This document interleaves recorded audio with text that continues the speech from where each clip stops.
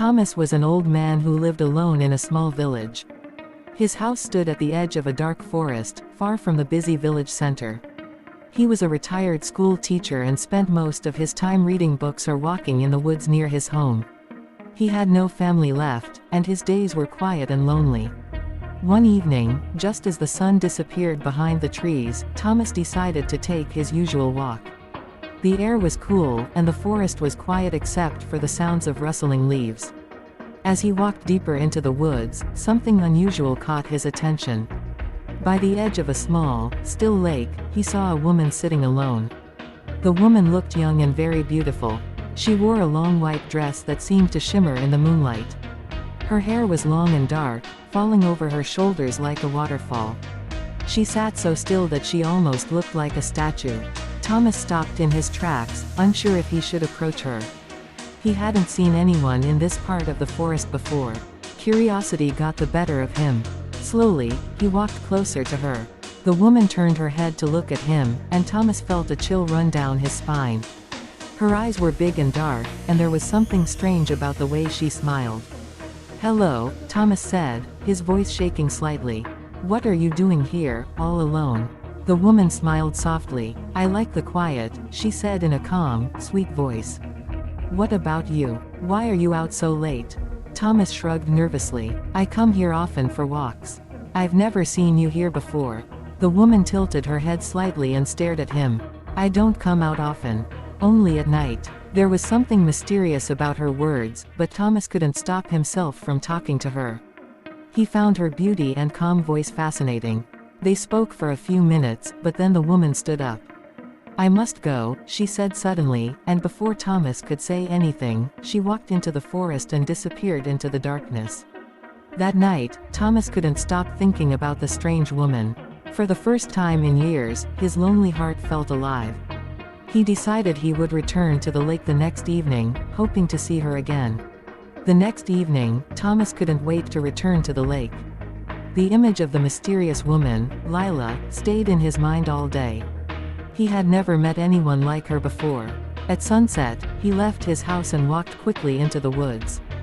When he arrived at the lake, his heart skipped a beat. Lila was sitting in the same spot, her white dress glowing softly in the moonlight. She seemed even more beautiful than before. Thomas gathered his courage and approached her. This time, he brought a small bouquet of wildflowers he had picked on his way. "These are for you," he said shyly, holding the flowers out to her. Lila turned to look at him. Her smile was calm but carried a hint of amusement. She took the flowers and examined them. "Thank you, Thomas," she said softly. "But why would you bring flowers to someone like me?" Thomas hesitated, unsure how to explain his feelings. I thought you might like them. You're special." Lila let out a soft laugh. It wasn't a warm laugh, it sounded distant, almost cold. "You don't know me," she said. "Why would you think I'm special?" Thomas felt embarrassed, but he couldn't stop himself from talking to her. They spent the evening by the lake, sharing stories. Thomas told her about his life as a teacher and how lonely he felt now that he was old. Lila listened quietly, her dark eyes fixed on him.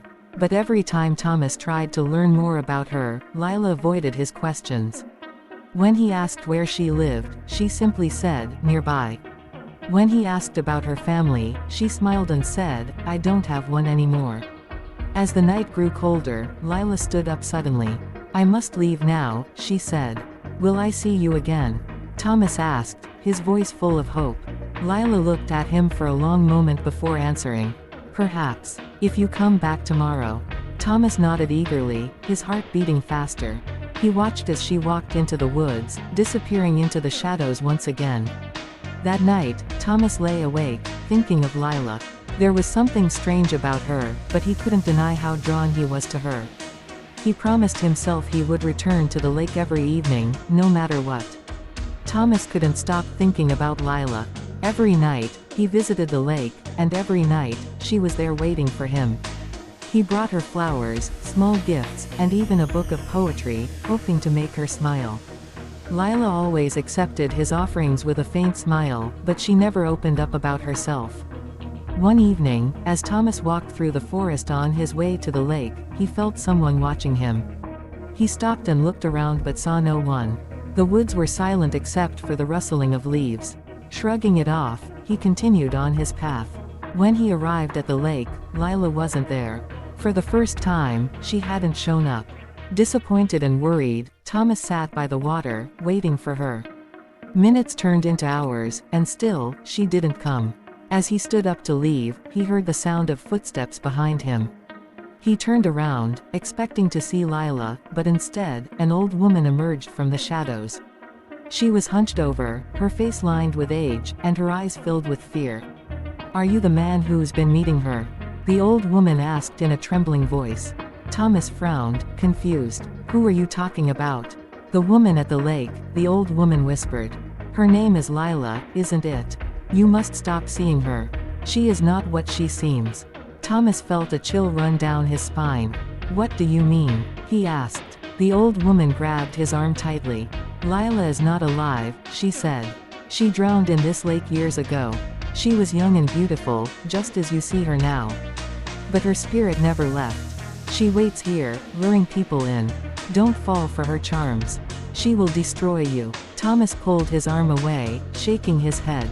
"That's impossible. I've spoken to her. She's real. She's not a ghost." The old woman's face darkened. "She is real, but only at night. You must believe me. If you keep meeting her, something terrible will happen." Before Thomas could respond, the old woman turned and disappeared into the woods. Thomas stood frozen, his mind racing.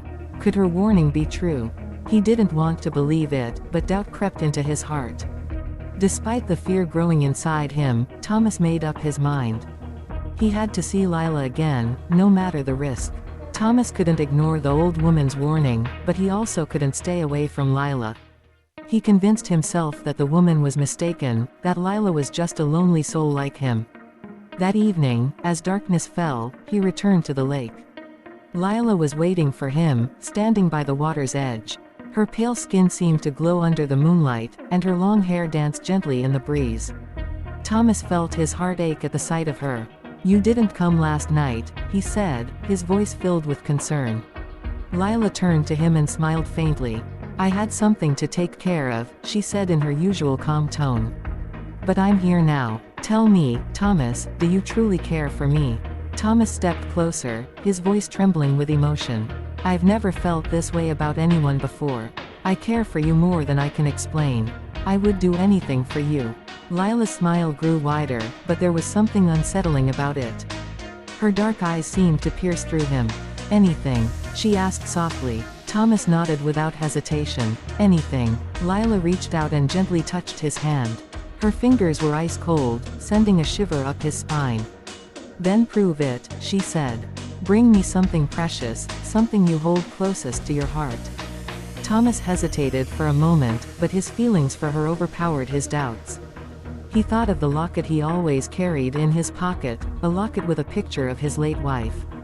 It was the only memory he had of her, the one thing he swore he'd never part with. The next night, Thomas returned to the lake with the locket in his hand. Lila was waiting for him, her expression unreadable. "Here," he said, holding it out to her. "This is the most precious thing I own. It belonged to my wife, but I'm giving it to you." Lila took the locket and opened it, studying the picture inside. Her cold smile returned, but this time it carried a hint of cruelty. "You truly are devoted, Thomas," she said. "But love from the living means nothing to me." Before Thomas could respond, Lila turned and disappeared into the darkness, leaving him alone by the lake. For the first time, he felt a deep unease, as if he had just made a terrible mistake. Thomas couldn't sleep that night. His heart felt heavy, and his mind was restless. Lila's words echoed in his ears, "Love from the living means nothing to me." What did she mean? Why had she taken the locket, the one thing he cherished most? The next evening, he returned to the lake, determined to get answers. The woods felt darker than usual, and the silence was suffocating. When he arrived, Lila was already there, standing by the water with her back to him. "Lila," Thomas called out, his voice shaky. "I need to know the truth. Who are you?" Lila turned slowly, her expression calm but cold. "I told you, Thomas. I don't have a family. I don't have a life. Not anymore." Thomas's chest tightened. The old woman, she said you drowned here. Is it true? Are you a ghost? Lila's lips curved into a faint smile. I am more than just a ghost, she said, stepping closer to him. I am bound to this lake, and I feed on the emotions of those who love me. Their devotion keeps me strong. Thomas stumbled back, his heart racing. You lied to me, he whispered. I never lied, Lila replied. You let yourself believe what you wanted. You gave me your love, your trust, even the memory of your wife. All of it belongs to me now.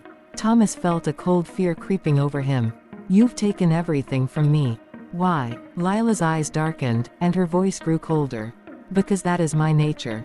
Love from the living has no place with the dead. And now, Thomas, your time is up.